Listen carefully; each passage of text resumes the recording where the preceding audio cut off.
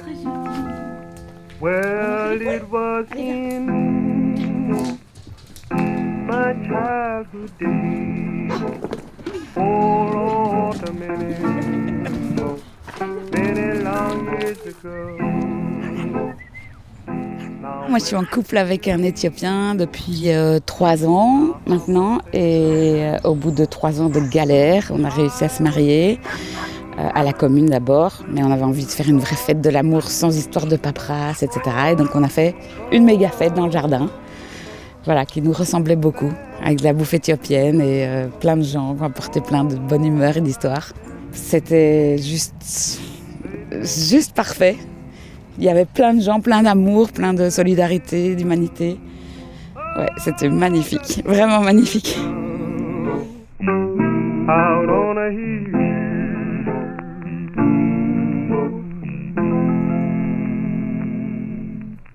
Tu es en vacances quelque part, tu tombes amoureux de quelqu'un. Votre histoire marche bien, vous décidez de vous marier. Mais en fait, vous ne pouvez pas vivre ensemble. Ou alors là-bas, mais tu n'as pas le choix du pays, de l'un des deux conjoints, parce que l'Europe est une forteresse et ne laisse pas rentrer n'importe qui.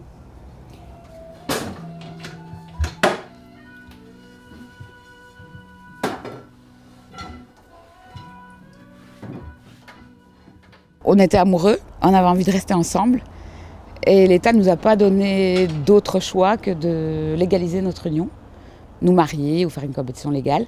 C'était pas notre plan au départ. Lors des enquêtes menées par le parquet, si la commune à laquelle tu déposes ton dossier de mariage décide que c'est suspicieux, ce qu'on leur conseille de faire, décider que c'est toujours suspicieux, entre un sans papier et un avec papier, ils font une enquête de police qui dure 6 mois et qui comporte des témoignages de voisins, d'amis, d'ex, des demandes de preuves, de photos, de SMS, de relations. Une visite à domicile assez orientée, c'est pas la vérité. Et puis un interrogatoire de chacun des membres du couple pour vérifier si les réponses sont cohérentes.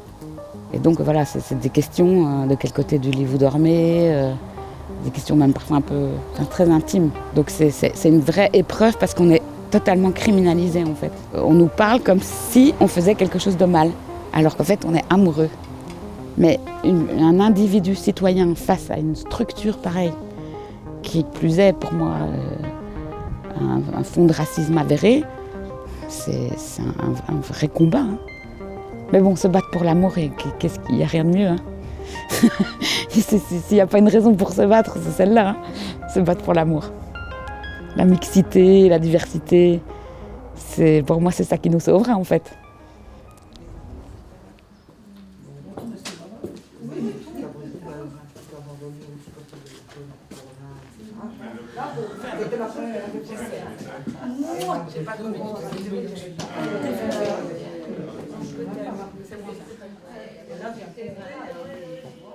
Je suis rentrée en contact avec Amoureux vos papiers lors de la procédure. Je suis arrivée chez eux avec plein de questions. Mon compagnon était en centre fermé. C'était compliqué au niveau administratif. On me disait tout et son opposé. J'ai découvert un groupe qui s'occupait vraiment que de ça, des amours mixtes. Je pense que le plus gros intérêt que j'ai trouvé, c'est que j'ai trouvé des oreilles, quoi.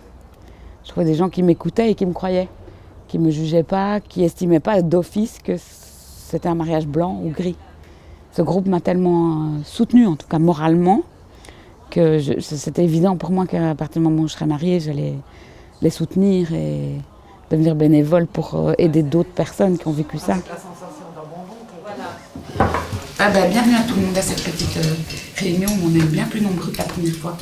Du coup, on est bien contents que vous puissiez venir partager,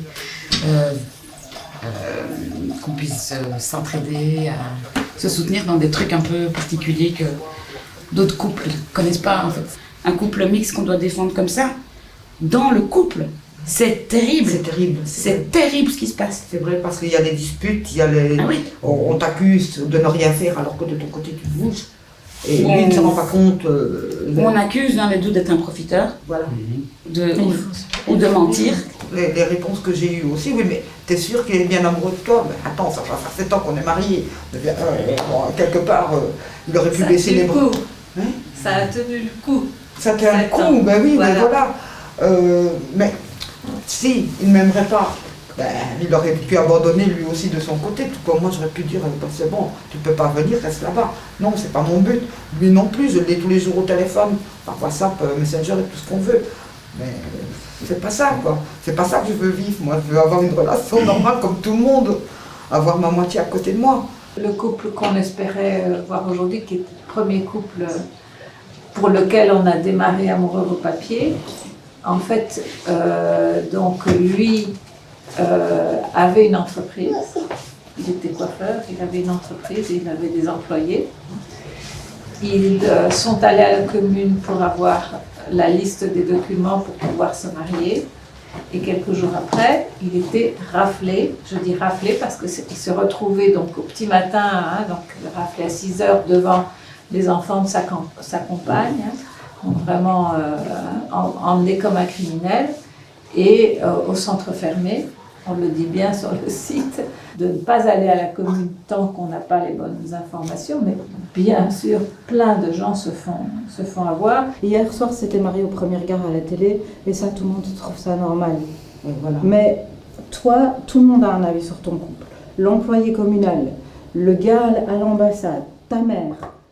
Donc chaque mois, on fait une séance d'écoute et conseils sur les aspects plutôt juridiques, les conseils qu'on peut donner pour les procédures. On constate que la plupart des couples se retrouvent dans une situation où les procédures durent 1 an et demi, 2 ans, voire beaucoup plus, et se retrouvent dans des situations très compliquées parce qu'en général, leur entourage ne comprend pas. Les citoyens belges ne savent pas qu'il y a toutes sortes d'obstacles qui sont mis à des gens qui s'aiment, qui veulent officialiser leur relation, hein, qui veulent vivre en famille. Donc, avec les bénévoles de l'association, on a décidé de commencer à faire des rencontres de couples, de soutien émotionnel en fait, de pouvoir raconter son histoire, de pouvoir parler de ses souffrances, de rencontrer d'autres personnes qui vivent la même chose et qui peuvent les comprendre. Bon, de mon côté, je suis arrivée en Belgique complètement légalement. Je suis venue pour faire mes études, j'ai un master, après j'ai continué les études ici. J'ai trouvé un travail, après les études, tout se passait super bien. Mais à un moment donné, on a décidé d'habiter ensemble, on s'est rencontrés à l'université et on s'est dit on va faire notre vie ensemble. Et là, on a fait une cohabitation légale, la demande de regroupement familial, surprise, refusée. À partir du regroupement familial, on a eu plein de soucis, on va dire. Parce que je suis indépendant. Parce qu'il est indépendant, voilà. Et moi, même si j'ai un travail légal, si je paye des impôts, si je fais tout légalement en Belgique, mes revenus ne sont pas pris en compte pour les revenus de la famille, pour les revenus de ménage. Dans beaucoup de pays, il y a le revenu minimum, mais ici, on n'est pas au revenu minimum puisqu'on est au revenu d'insertion sociale, 120% du revenu d'insertion sociale. Ça fait combien? Et on parle du net. 1600. Hein, 1600, 1650. Oui, maintenant Ouais, c'est c'est- 1650. Je pense que quand on n'est pas amoureux, on ne peut pas arriver à traverser Non, ça. c'est ça. C'est plaît. impossible. Mais oui. Oui, tu aimes quelqu'un, tu penses pas qu'il a pas le bon papier, le bon passeport, et tu te dis mais c'est pas possible, je dois justifier quelque chose alors que ce sera un belgo-belge. Enfin, tu peux épouser quelqu'un qui a 20 ans de moins que toi et personne ne se tracasse. Et là, il suffit qu'il soit du Maroc ou n'importe où et c'est la catastrophe. Pour les On enfants, n'imagine pas. on m'avait dit il suffit de faire un test ADN si c'est vraiment son papa. Mais en fait, on m'a dit non. En fait, ça peut être vraiment son papa, ça change rien. On a pu faire un enfant volontairement pour les papiers. C'est toujours ça. Mais on peut le test ADN, mais après, alors.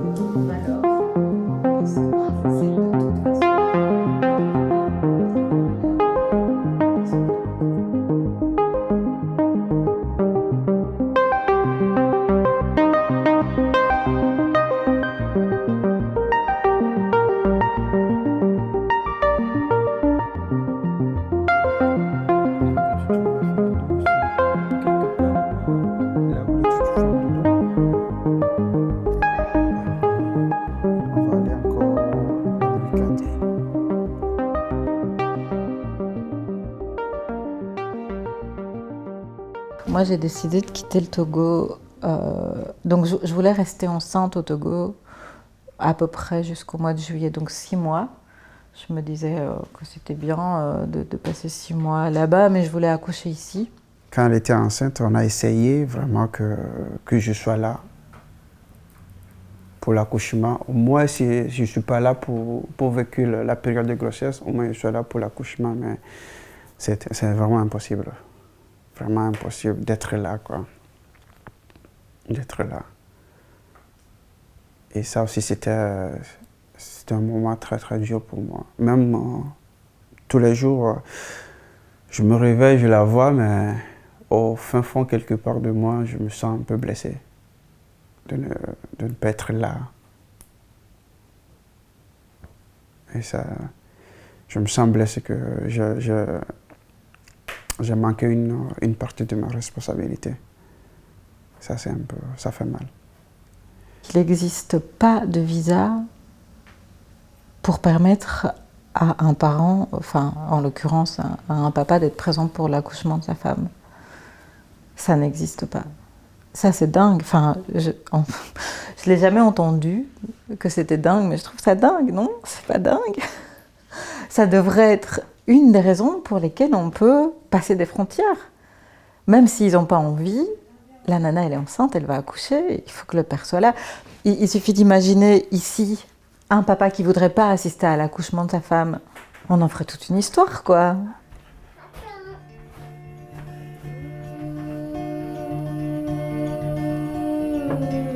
Lily moon, I see your face, I sit inside without a trace.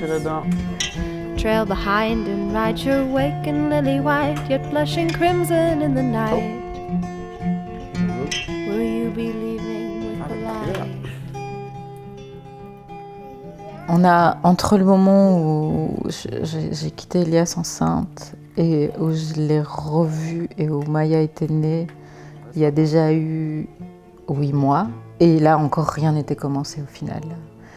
Donc après, ça nous a pris 3 mois pour avoir la reconnaissance de paternité. Et en fait, on était encore, enfin pas nulle part, mais c'est là que commençait le regroupement familial. C'est des choses qui sont évidentes en fait, quand les 2 parents sont belges et que les 2 parents sont ici. Encore, si un papa ne prend pas ses responsabilités dans une famille, on en fait toute une histoire, mais lui, il n'avait pas le droit de venir m'aider. Hello, Maya. Hello. Attends.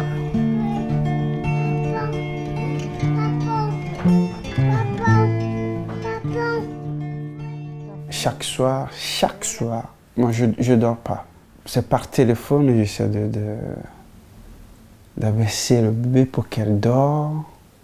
La nuit, elle dort pas, je dois chanter toute nue par téléphone avec toutes les ondes Wi-Fi. C'est énorme. Il va falloir que les services administratifs arrêtent de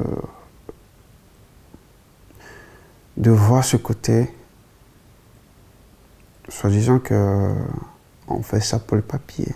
C'est pas tout le monde, on n'a pas la même intention dans la tête. J'avais pas l'intention de venir vivre en Europe. Je veux avoir ma famille, quoi. Et même si c'est pas en Belgique, peu importe où elle se sent bien, ok, je vais y aller. Mais il faut que ces gens arrêtent de nous voir comme je peux dire, des profiteurs ou bien, voilà. Lily moon, I see your face, I sit inside without a trace. Trail behind and ride your wake in lily white, yet blushing crimson in the light. Will I be leaving at your side?